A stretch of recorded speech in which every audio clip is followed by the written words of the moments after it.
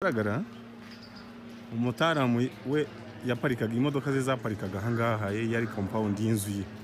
Bavuga ko ngo iyi nzu yaba yarubatswe na Kadafi, byaba ari byo? Nta kintu na kimwe uzi. Hangire ngo murayibona nyine inzu ya Habyarimana, murayibona niyo ngiyo. Anyway, ni imodoka ze zishobora kuba zaraparkingaga ahangaha. Inzu ikomeye, ishobora kuyikomeye kabisa kuva muri 76. Kubera ko batwangiye rero kwinjiramo nyine ngo dufotore kuko bayigize art. Hano ni compound. Iyi ni compound hejuru y'inzu ya Habyarimana. Compound nini cyane bashobora kuba barafatiragamo akantu kabisa. Iyi ni bambe ni balcony. Anyway, ni balcony not compound. Hano ni hejuru. So ashobora kuba yaricaraga aho ngaho. Hano hanini.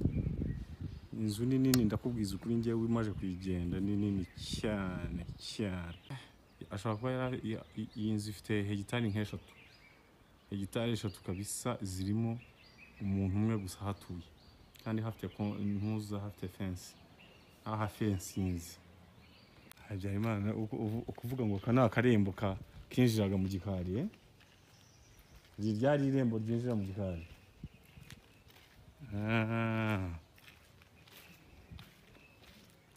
Turebe twinjiyemo kabisa muri irembo ry'igikari kabisa. Hari ibiti. Okay. Inzu yo ni nini kabisa. Ubu hano ni mu gikari cya Habyarimana rero, ariko bashyizemo art, niyo mpamvu batubujije rwose kuba twafotoramo imbere.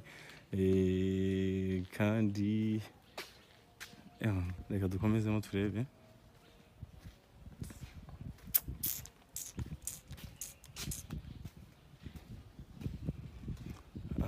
Iki giti rero my friend gifite imizi kuva hasi. Ni ukuvuga ngo ni igiti cyakuze pe.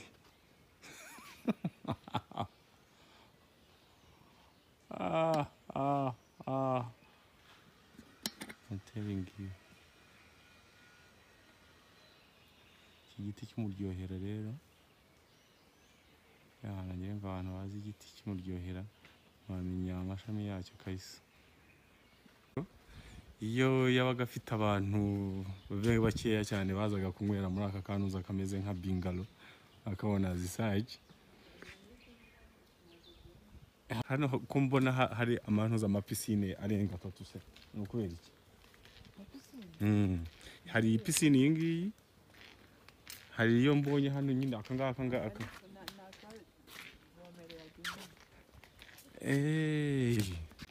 Oh, iyi niyo yari pisine.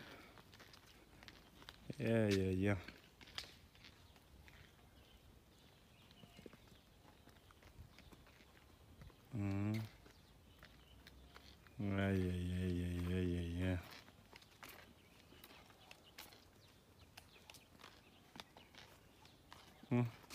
Iyi nzu ni nini pe.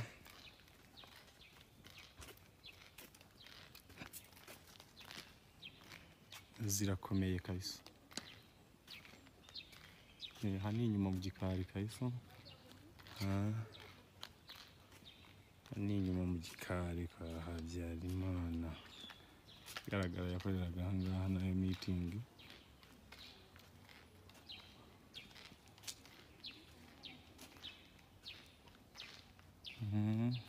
Murane balcony. Icyumba cye.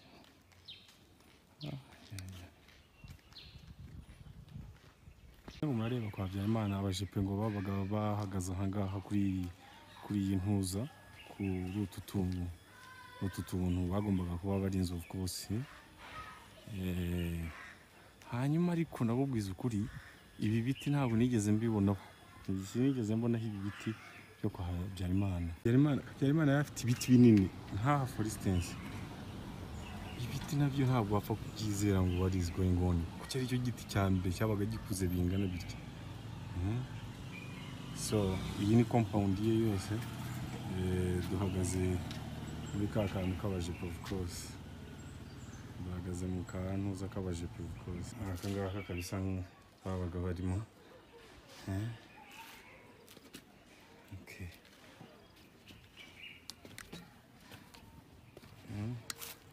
tugasohotsemo rero kabisa tugiye kureba what is going on. Umutaramu ngo hejega ngo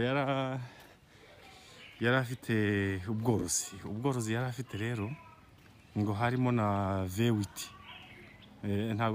Ntabwo bakibwita akabenzi, basigaye bakita V8. Byayimana yari afite ibiti birebire cyane. Kabona kandi kantu ko abajipe barindiragamo of course zamani. Ngira ngo murareba kandi kantu kameze nk'akagwa ahangaha niho ngo yakoreraga ubworozi bwe. Ngira ngo murakareba nako gasa nkaho gafensinzwe.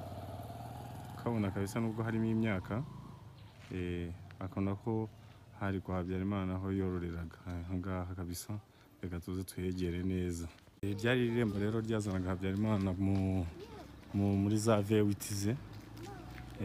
Ryari irembo murabona ko ari haruguru gutya aho twavuye. Naho ngaho kabisa. Naha rero ryari irembo rye ryo kuza mu matungo ye. Kiva ku irembo rye ryamwinjizaga mu matungo ye. Aha hari inzu rero urabona iyi nzu ngira ngo murayibona yari aho yororeye of course. Naho ngaho mubona hepfo aho yororeye aha niho amatungo ye yabaga rero kabisa. Murabona ko amazi batarayaza mu mani. Murabona ibintu by'ingurube ni ibi kabisa ngibi. Ibi byari ibintu bya V8 ngaha ngira ngo murabireba.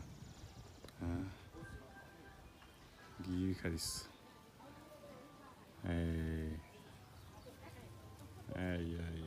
Nahabona neza noneho. Murahareba neza noneho kabisa. Okay. Ngo murareba aho ngaha gutya ari Masaka. Indege ya Habyarimana ngo bayiva. Irasi nkaho ngaho kabisa. Naho ngaho rero ni urugo rwe, fence cyangwa se ni gate, ni urukuta rwa compound. Ibi rero ni ibisigazwa by'indege ya Habyarimana. Wapfa kubibona gutyo. Ngira ngo urabona kari akageti niko kinjiramo ngaha kugira ngo urebe ibisigazwa by'indege ya Habyarimana. Hanyuma rero bamurashe bate?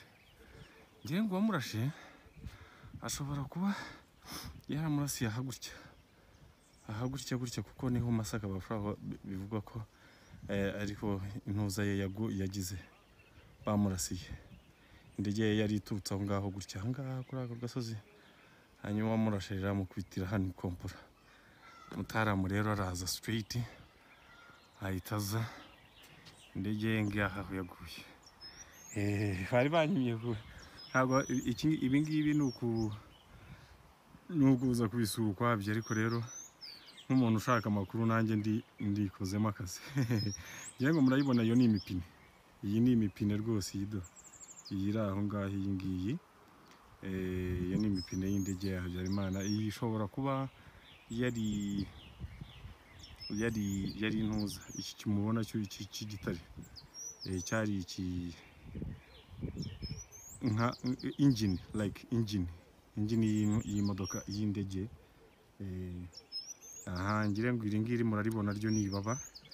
Iri ngira ngo muraribona ryo ni ibaba.